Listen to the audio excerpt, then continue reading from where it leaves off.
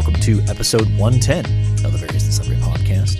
I am your host, Matt Harmon, joined live from the Vault Studio on the beautiful campus of Grace College and Theological Seminary by my good friend, my colleague, my co-host, and the man who successfully survived the snow apocalypse, John Scott Sloat. I'm calling it Snowsgiving. Snowsgiving. Yes, because we were given a lot of snow, but it's kind of like a Thanksgiving break that has happened right in the middle of our semester. So Snowsgiving.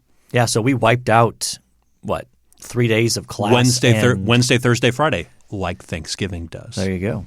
Okay. Snowsgiving. Yeah. Patent pending. Okay.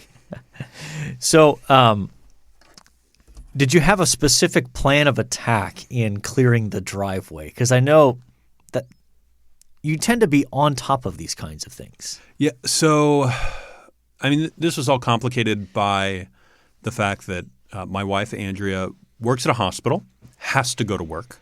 Mm-hmm. And that day Wednesday, she was scheduled to be in Auburn, Indiana. For those of you who don't know, that's probably 45 minutes from my house in Columbia City. Yeah, on a normal day. That's probably right. Yeah, on a normal day. However, so we went and stayed at my in-laws' house there in Florida. So we stayed at their house in Fort Wayne, which is 15 minutes from there. We stayed there Tuesday night. I drove her up Wednesday morning. I worked from their house Wednesday. And then I went and picked her up and drove her back to Columbia City Wednesday evening. That took about 45 minutes. And then by the time I got home – that took about 90 minutes to get back. By the time we got home, I got my car stuck in the driveway. And, backing up and going forward, I just packed all that snow down. Right. And so getting rid of it has just been – and it's still not clear totally. Yeah. Like it's drivable, but it's not clear. So waiting for Mother Nature to help out or either that or next Saturday I'll get out there with a hammer and chisel and knock it all up. There you go. That's the plan. How is your driveway? Is it clear? It is. So we have a great arrangement with our next door neighbor, who is on the older side, and basically he's got this like industrial grade snowblower, and we've worked out an arrangement where he basically said, "Look, I've got this snowblower. You can just keep it in your garage, use it whenever you want. All I ask is that you do my driveway too." That sounds like a great arrangement. It's a great arrangement. So I think on Wednesday I went out twice and blew the snow off. And then on Thursday I went out once. And then Friday I went out around noon, I think. And just did it again. And with basically between that and a little bit of shoveling to get some of the stuff off, it's clear. And the sun came out, which was why I was aggressive on Friday. And Saturday. Yeah, absolutely. And that helps. That helps a ton when you don't have 4 inches of packed snow on your driveway. Yeah. Right. So, in any case, if you'd like to get in touch with the show, you can find us on Twitter at VNSPod. Email the show, variousandsundarypodcast@gmail.com. We are on Facebook and on the YouTube channel as well. And I'll remind you that if you want to see the actual video of our live episode in chapel here at Grace College, you can find the video of that on our YouTube channel. We would love for you to go on to whatever platform and leave a review and a 5-star rating. Yeah. It's been a long time since we've had – we need a 5-star rating. Yeah, and a review, quite honestly. So we will shamelessly ask for that again.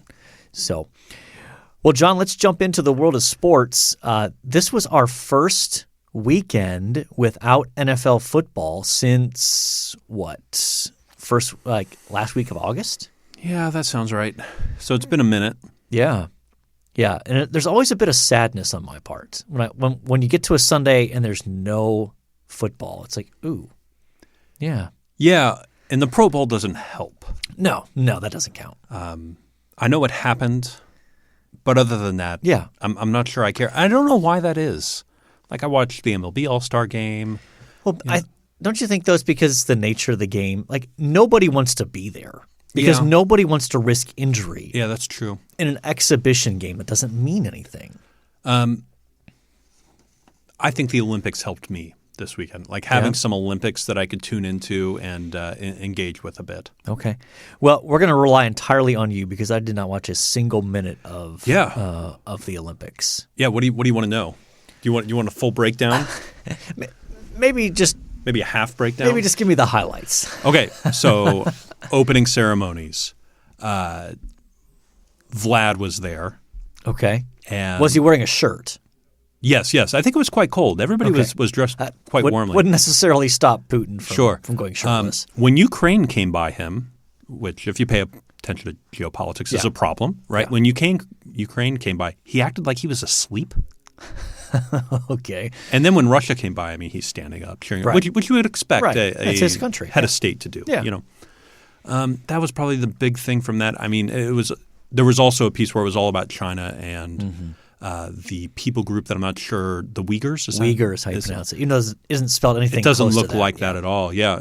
It was very much about that. Yeah. And NBC was clearly dealt a raw hand, Yeah. right? So they were dancing. I didn't realize they were going to have people there. So like Mike Tirico is there. In China. In Beijing, yeah. So I think the world of Mike Tirico. I think he does a great job with that kind of thing. Mm-hmm. So I thought he did really well. He's a great replacement for Bob Costas. Mm-hmm. Then, really, I've been watching a lot of curling. The mixed doubles, which is like one male, one female curling. Yeah. The Americans have not looked good. I don't think they're going to get out of round robin play. We're waiting for the American men to come back to defend their crown as gold medalists from 4 years ago. And then the big news is Sunday night, Monday morning in Beijing, our golden child, Michaela Schifrin, fell on her first slalom run and cannot compete for a medal in that particular competition. She has several more coming. But there's your Olympic update in less than 2 minutes. Okay. All right. I do think curling is fascinating, but it's just weird to me. Like it's a weird looking event, right? Yeah, it's like a combination of bocce and shuffleboard on ice. Yes. Yeah. Yeah. Absolutely. Are the Scandinavian countries just dominating like you would expect?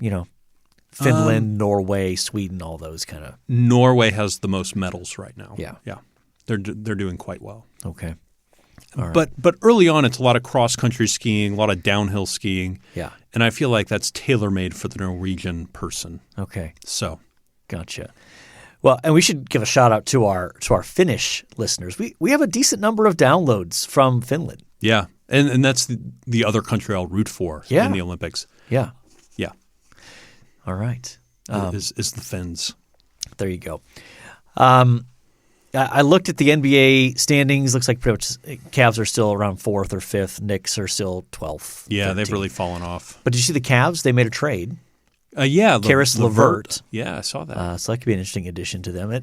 It's noteworthy that they're now like that's a move that you make if you think we could actually do a little damage in the playoffs. I don't think anybody's thinking they could win an NBA title. No one's really thinking that. Yeah. But you pick up a guy like Karis LeVert, and you might think we could make it to the second round. Yeah, and make some and noise. See what happens. Yeah, start building towards that.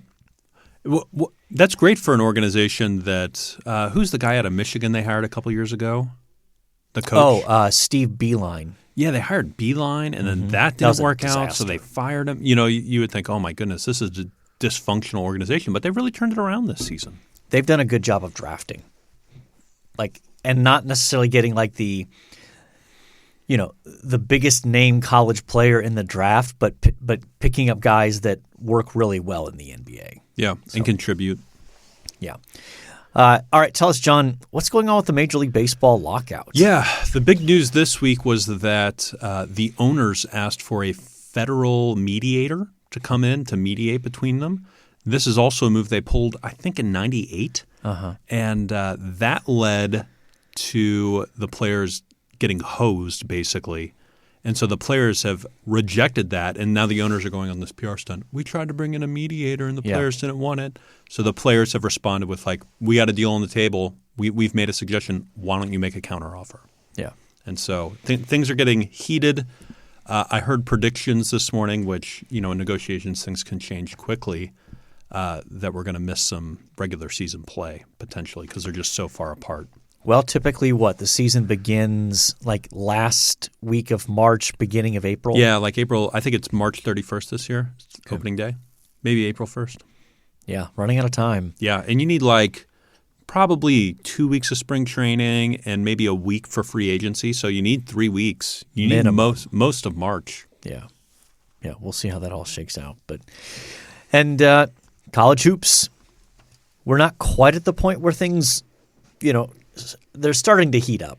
But still got a few weeks before conference tournaments and Selection Sunday. So we got to get our bracket challenge together. Yeah, we'll get that rolling. Yeah. We'll get that rolling. That was fun last year.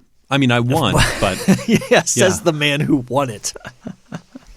Yeah, well, we'll give you an opportunity to defend your title. For somebody that watches remarkably little college basketball, but that's not what it's about. It's not about who watches the most and knows the most. Like there is, it's not purely random, but there's still plenty of luck. Yeah. Involved in picking these games. Yeah. So, in any case, we are ready to move on to our main topic for today. And we are talking about an article that was published, an opinion piece in the New York Times by David Brooks. And it's entitled, "The Dissenters Trying to Save Evangelicalism from Itself." Mm-hmm. And so, it's a very long article. It is. If you print it out, which is more difficult to do than people realize, yes, it takes them about 14 pages. Yeah, and I think I heard someone say that in the actual print newspaper copy, it's 3.5 pages, something like that. Yeah, which that's a lot of space. Yeah, devoted to this. Which I didn't realize they still print newspapers. To tell you, just joking. Yeah. Okay, millennial. That's me, Mr. Millennial. Yeah. So I had texted you about this article, and we kind of went back and forth, and we eventually decided, let's talk about this, because I do think this is going to stir a conversation, and part of what we kind of envision, part of what this podcast is designed to do is talk about some of these kind of trends within evangelicalism. So, and I think it's good to say out front, I think we not fundamentally disagree, but we have some disagreement about this article. Yeah, I think so. I think that's fair. So yeah, let's. Do you want to try to give us a summary of? Oh goodness. So David Brooks. Yeah, maybe start with who is David Brooks. So he is one of the I'll call him more conservative writers at the New York Times. That's probably fair. Yeah, I think he's more conservative. I think he's historically conservative. I don't know if I'd agree with that, but he's one of the more conservative authors at the New York Times. I'll agree with that. He has been on – he's an interesting person. He's been on an interesting journey. He, as it relates to faith, he's been friends with Tim Keller, as he mentions in this article, for I think a long time, who been sharing the gospel with him, been trying to convert him. And as I read the situation, I know we disagree about this, or at least we have historically. I think he's somewhere on that journey to faith. So he has, in recent years, published a book where he talks about the marriage to his new wife, who's a Wheaton grad. Talks about, but at the same time, we'll say things like, depending on the day, I don't necessarily believe in the resurrection, or things like that, things that are alarming for somebody of faith. Yeah. So, but yeah, that's him, and he has more of an interest in recent years in writing about evangelicals. Mm-hmm. That's true. And so, yeah, I think that's who David Brooks is. Okay. Yeah. Anything you'd add to David Brooks there? I don't think so. I think you're more optimistic about his spiritual state than I am, which you kind of intimated. Yeah. So in any case, that I think it's at least fair to say he is not an evangelical Christian.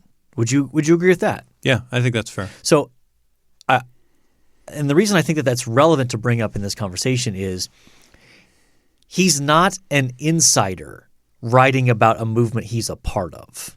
Mm-hmm. I would not characterize him as that.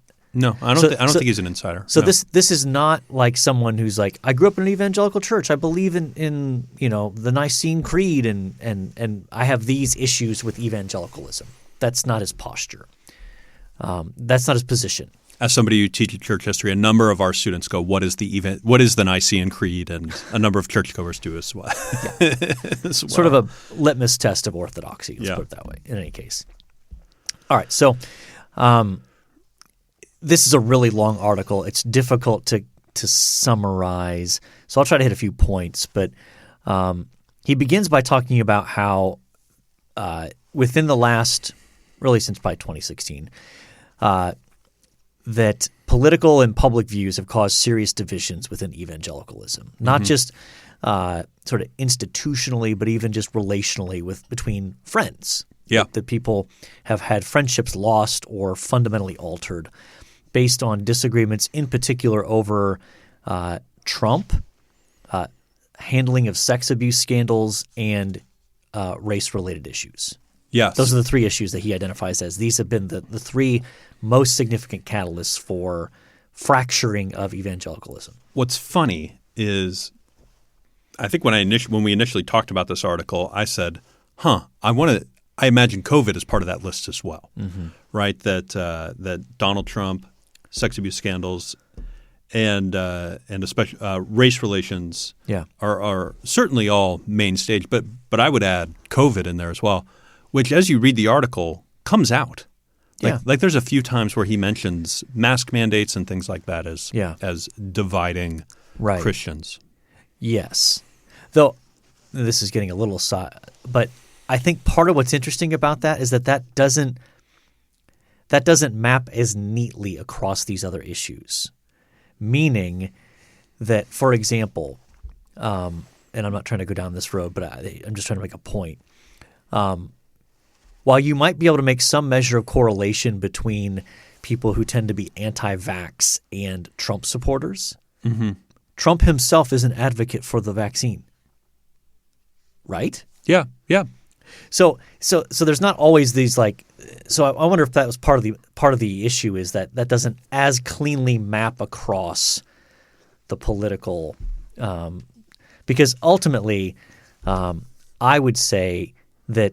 While those other two areas are true, if Brooks was going to weight each of those factors, Trump would be 80% of that. Yeah, I agree. Yeah. And race and sex abuse stuff would be 10% each probably in terms of the way he frames the article. Yeah, I think that's fair. Okay, so and those things aren't necessarily unrelated. No, I'm not saying they're completely separate. I'm just saying he starts by saying there's three key issues, but the tenor of the article strongly suggests the fundamental issue is one's posture towards Trump. Yeah, I think I agree with that. He goes on to talk about how power is the core problem, and he's got this interesting – it's part of his introduction, and I think I want to strongly encourage people to go ahead and read the article. Yeah, take the 45 minutes, sit down, and worth it. But it's striking. I'm trying to find the line where he says this. He uses the word. There we go. It's. I'll just read the first two lines of the article. Think of your 12 closest friends. These are the people you vacation with, talk about your problems with, do life with, in the most intimate and meaningful ways. Now imagine if 6 of those people suddenly took a political or public position you found utterly vile. That's a strong word. That is strong. Vile. Not just wrong, not just misguided, but I mean there's all the – like that's a moral assessment. When you say something is vile, you're not just saying I disagree with that. You're saying that is repugnant to me. Mm-hmm. It's disgusting to me that you think or believe fill in the blank. So it's striking that he starts there. So he goes on to talk about part of what's happening amid this turmoil is that people are sorting themselves into like-minded political tribes. That's very true. Yeah, I think that's absolutely true. And then he highlights these what he identifies as renewal figures, people who are working to try to renew evangelicalism. But he also mentions people that he identifies as those who have been aggrieved. Basically, he doesn't use this term, but really victims, you might say, of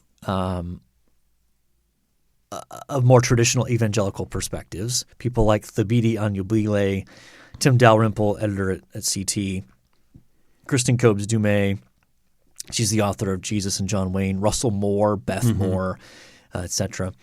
So yeah, and I think I would agree with some of those, that some of those have had really, really altering experiences since 2016. Thabiti, for instance, has been disinvited from conferences, has lost a lot of friends for some of the socio-political stances he's taken over the last couple of years.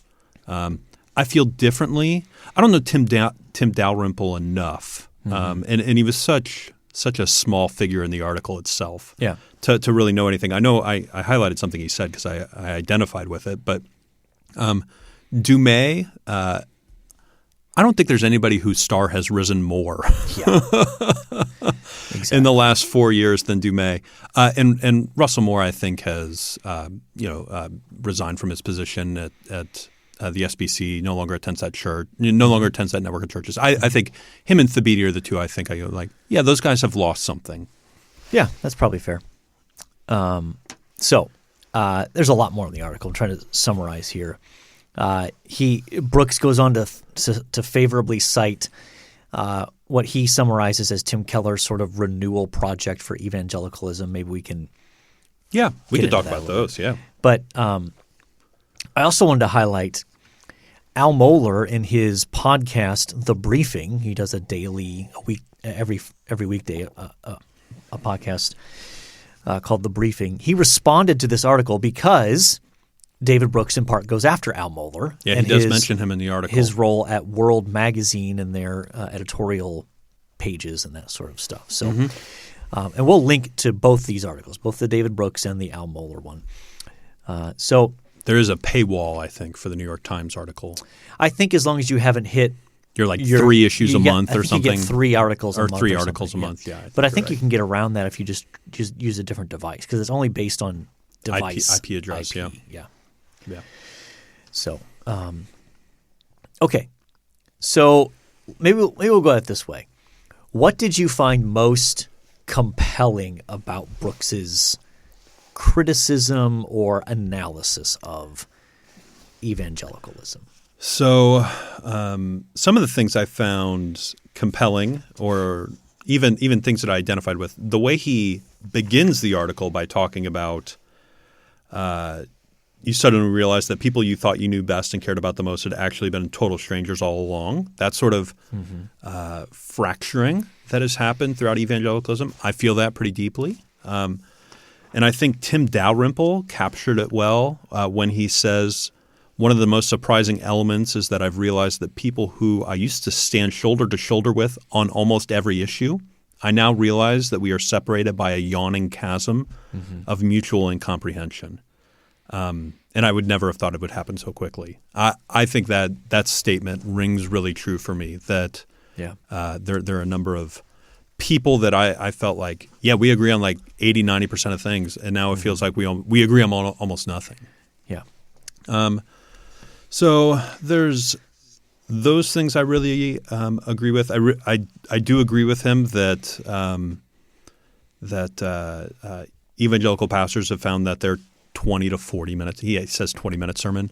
I would argue 45-minute sermons are not enough to catechize people, and I'm using my words here, as much as some news outlets can. And then what else? But I will say that's true across the board in any context, not just among conservatives.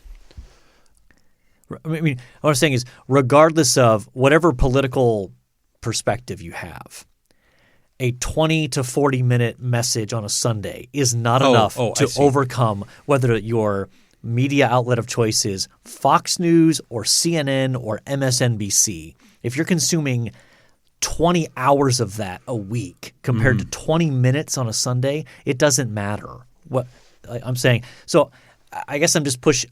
He specifically mentions Fox News. He does. And I'm no Fox News defender. But I am just saying it's not like it's only conservatives who are prone to this kind of, I'm overwhelmed by the media consumption, so it doesn't matter what I hear on Sunday morning. Yes. I think Fox News has a particularly foothold in evangelicalism, though. Like I think it is more prominent in evangelicalism than – I agree with you. That's probably true, yes. I agree with you that MSNBC followers have the same issue, right? They're all 24-hour news cycles. At the end of the day, they're all virtually doing the same thing, just from different perspectives. Yeah.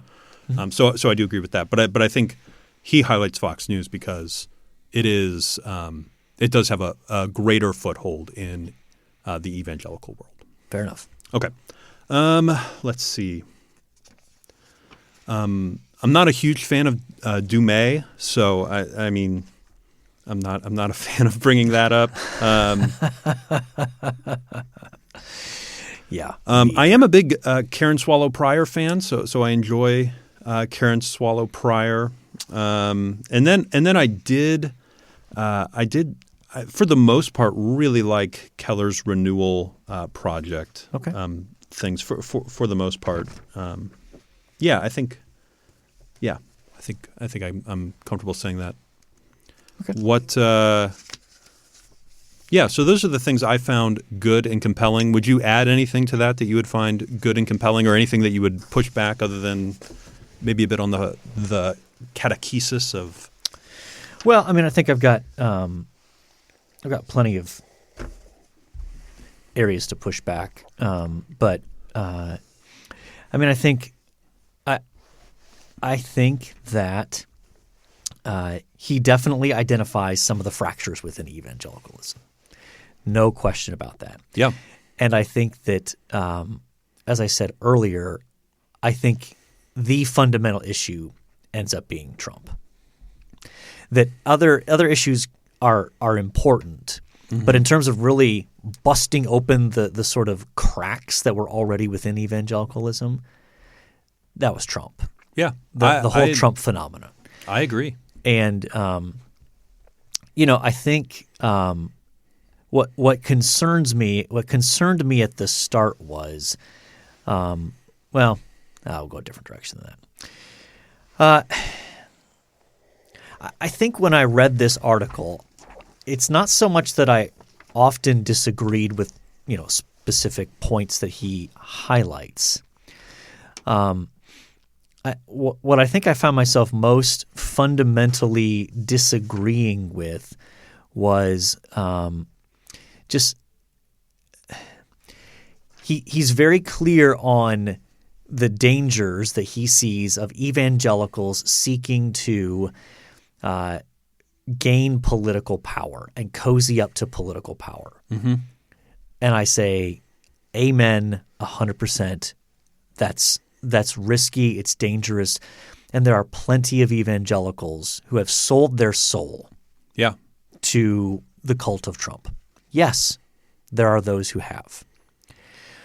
What I think is less often recognized, and I think Brooks is guilty of, is not recognizing that there is an equally powerful temptation to seek cultural acceptability while wanting to remain an evangelical.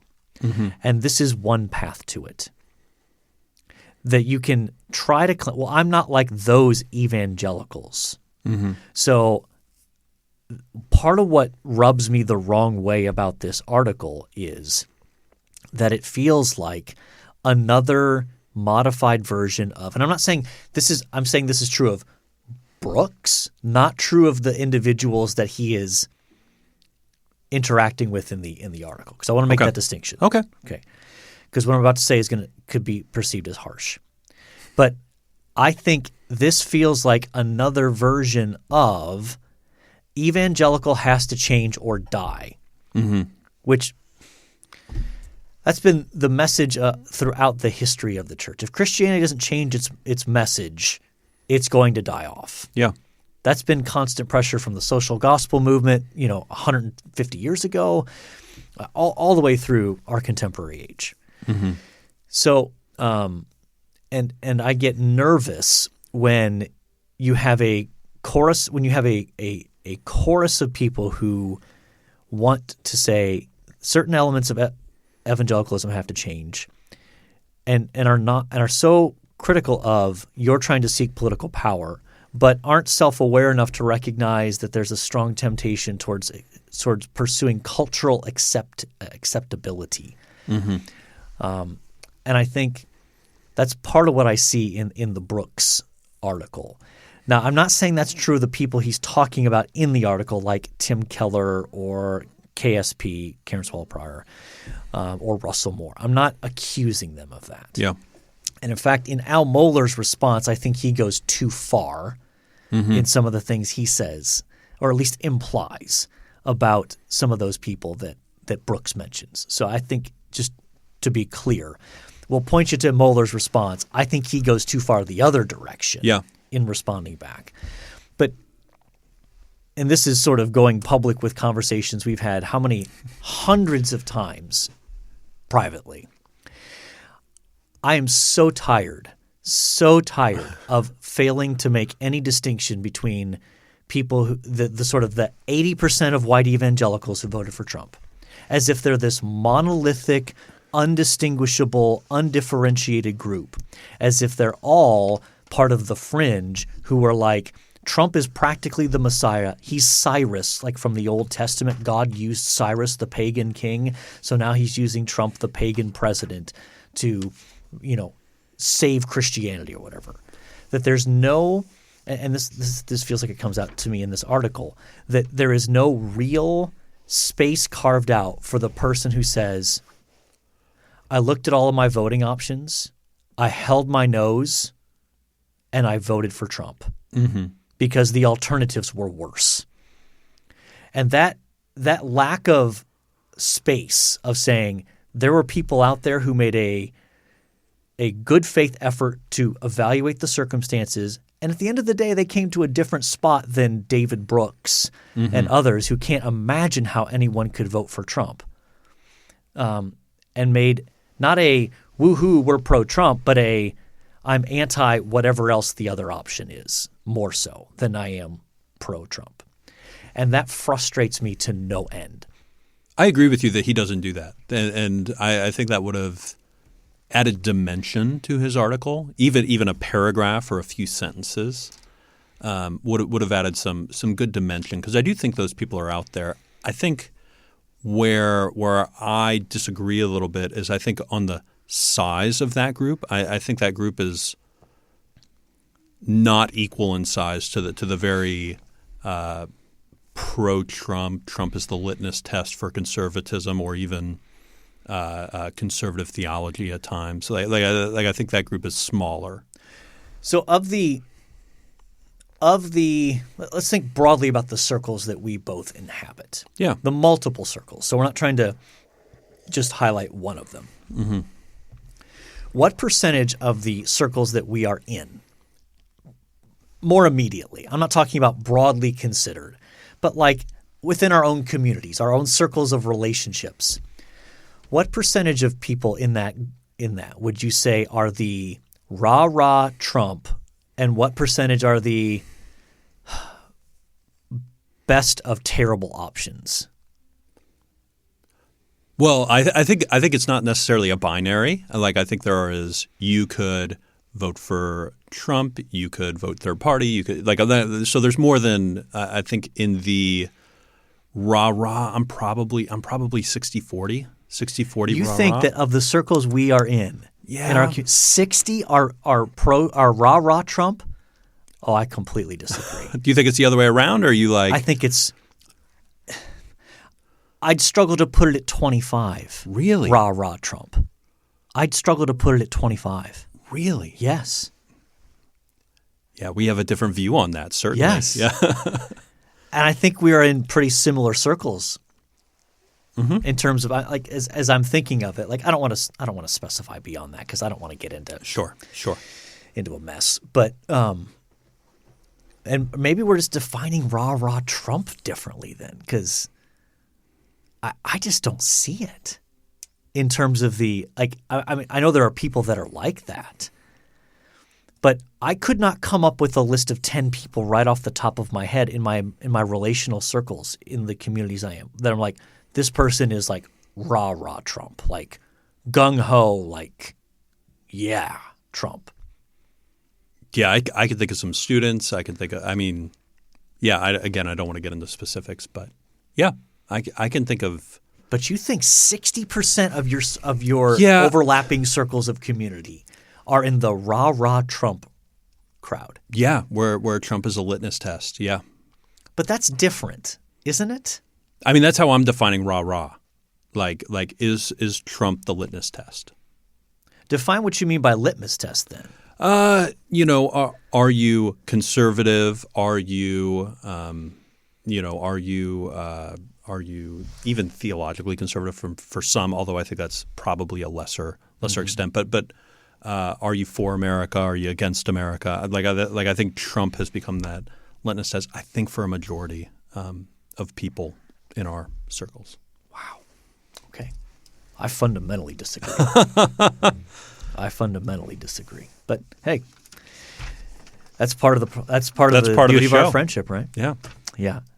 Just for the record, I don't consider you vile for that opinion. Okay. Well, I do consider you vile. Okay. We might go a little longer today just because of this. This is such a big sprawling topic. But I do think part of what rubs me the wrong way about the Brooks article as well is it has to me the whiff of elitism. I don't know if you agree with that or not. I think I probably have more sensitivity to some of the elitism than you do. But I mean, it is the New York Times, so it is an elite institution. Mm-hmm.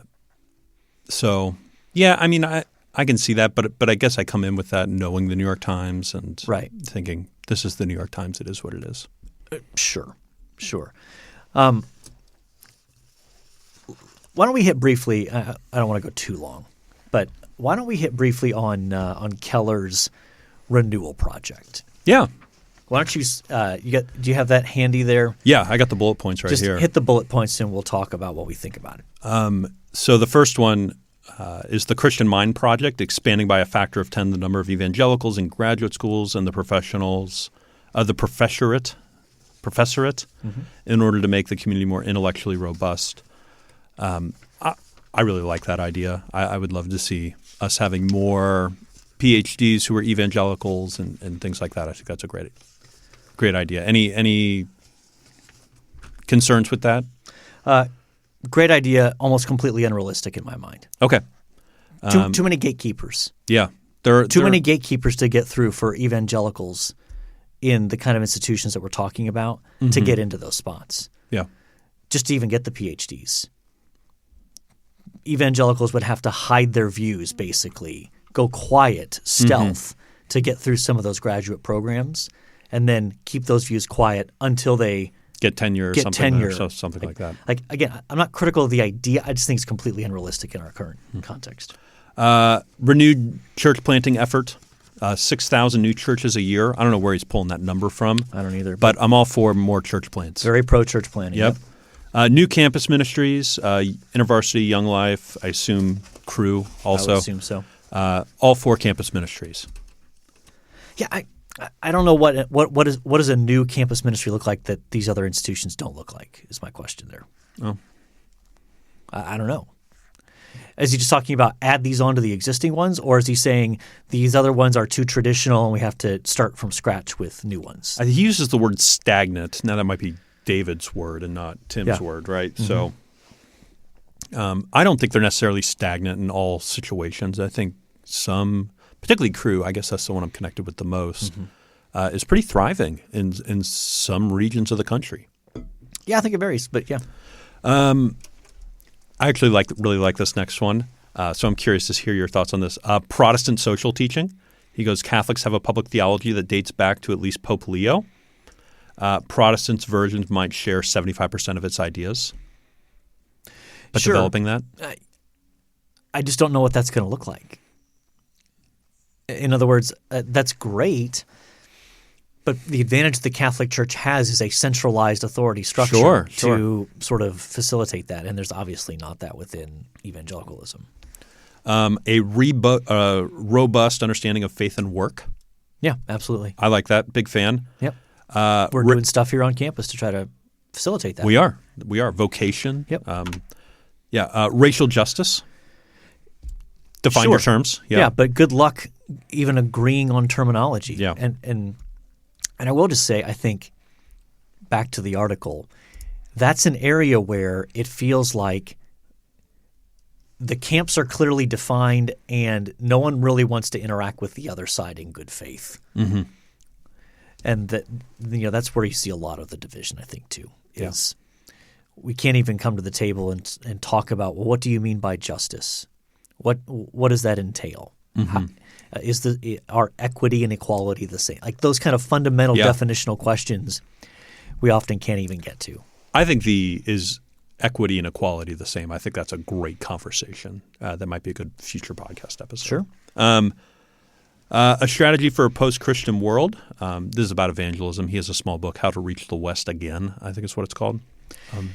I do agree that I think a lot of evangelism has to start further back in the process, that you can't just assume a pre-existing generic Judeo-Christian worldview framework to start with. And I was there when he gave the original lecture for that little book.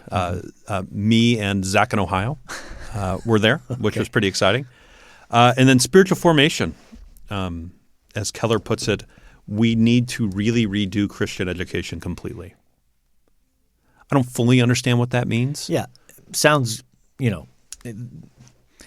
that's a statement I don't even know how to evaluate without more explanation. More explanation. Yeah. Although within we need to redo Christian education completely, he came out with a catechism. The New City Catechism? New City Catechism. Yeah. Which feels like a very old way to do education, right? Yeah. So anyway, those were his things. For the most part, really enjoyed that. I want to hear more. On the Renewal Project stuff? Yeah. Like I Googled the Christian Mind Project, not out there. Doesn't exist. At least in the 60 seconds of Googling, I couldn't find it. Interesting. So, just hit up your friend Timmy K. You guys are tight. Oh, I wish. Yeah. Okay. I wish. Yeah. I wish. Any concluding thoughts on the article, on this issue? I encourage people to go read it. It was a engaging article. I think Brooks is an excellent writer, and I think you'll find it thought provoking. Yeah, and I would encourage people to then correspondingly read the Al Mohler response. Essentially, again, I think if you put them in the room, they're talking past each other slightly to some degree. Yeah, but I just think reading those two articles together would give you a good sense of what you might even kind of call the basic fracture in evangelicalism between those who want to push in more into newer areas maybe or renewal areas, and others who would probably define their more fundamental posture as preserving what currently preserving a pre-existing vision of evangelicalism. Mm-hmm. I think that's probably fair to say. I'm trying to say that very even-handedly there. I think so. I want to hear more, but maybe off pod. Okay. All right, we ready to do This Day in Sports History? Yeah, we better move on. We've already gone long today. Okay, so February 8th The 8 de Februario. All right, 1945, Paul Brown agrees to coach a new American football expansion team in Cleveland, which would be called the Cleveland Browns. There you go. Which later become the Baltimore Ravens, right? Yes. 1960, the Celtics, Bill Russell becomes the first NBA player to record 50 rebounds in a game. That's impressive. That's a lot of rebounds. Though, again, I'll just mention briefly, I feel like in that era, you had like two really great centers. You had Wilt and you had Bill Russell. Yeah. So that maybe there wasn't as much competition. I'm not saying that Bill Russell wasn't great. I'm not saying Wilt wasn't great. But in later eras of the NBA, 7-footers were growing on trees. Bill Russell's still alive, right? Yeah, I believe so. I love it when he speaks publicly and like tells NBA players that he would whoop them. That's one of my favorite things, watching this old African-American man tell NBA players he would whoop them. Yeah. Spud Webb, 5'7", Spud Webb of the Atlanta Hawk wins the NBA slam dunk contest. I do remember that as being sort of an epic kind of, here's this dude that's 5'6", 5'7", winning a slam dunk competition. Yeah. And in 1996, NFL and Cleveland allow Art Modell to move his NFL franchise to Baltimore, but he had to leave the Browns name behind. There you go. I realized you gave me a funny look when I mentioned that they became the Baltimore Ravens. I did not realize they were further down this list. A little inclusio there. Yeah, a little inclusio. Love a good inclusio. Have you noticed that guys have started to put them in like, I don't know, like articles and, you know, like Jim Hamilton does this, where he'll put it in and be like, try to find this on Twitter. Yeah. Yeah. Anyway, which one do you like? I probably lean towards Spud Webb. Spud Webb. I can go Spud. You want to go that way? Yeah. It's a good name, Spud Webb. Oh, circled the wrong one there. Okay. One thing you liked? Over the weekend, we watched a documentary on Netflix called The Tinder Swindler. It was crazy about this guy who meets women on Tinder and rips them off for hundreds of thousands of dollars to live an exotic life. And he has like 3 or 4 of these relationships going at a time and just makes money off of them, basically. He is back at it right now. And so basically the profile was to raise awareness, the documentary. So it's like a public service announcement. Yeah. But this guy was jet setting all over Europe doing this. It'd be worth your time just to be like, oh my goodness, because he's a con man, certainly, right? But he's really good. Like, this isn't like, well, let me bluff you with my personality, but he has like websites built and like he's clearly put some effort into this. Oh, props to him. The Tinder Swindler. Okay. And it was originally broken by a Norway news group. Those Norwegians. Yeah. They do hard-hitting investigative journalism. And are successful at the Winter Olympics. So, yeah, most medals right now. Yeah, there you Last go. I checked. Okay. How about yourself? One thing. All right. So, little backstory. During the Advent season, my wife and I were given a gift that was a series of puzzles. Small, like they were like probably 4x6 or 5x7 kind of size puzzles. That how many pieces? Like 8, 10? Oh, no, more than that. They were probably, bad at guessing these, 50 to 75. Okay, so it took some time, but it wasn't like hours. No. Like a good half hour-ish. Okay. 20 minutes, 20 to 30 minutes, depending on. So as a result, we decided, that was kind of fun. Why not try our hand at an actual like large puzzle, 1,000-piece puzzle? Again, I'm embracing my old man here. Yeah, empty nesting at its finest. Yeah. And so my wife bought a puzzle, brought it home, and we finished it over the weekend. It took a while. Just kind of chipping away occasionally in the evenings, working on it for a little bit. 1,000-piece puzzle. That was no joke.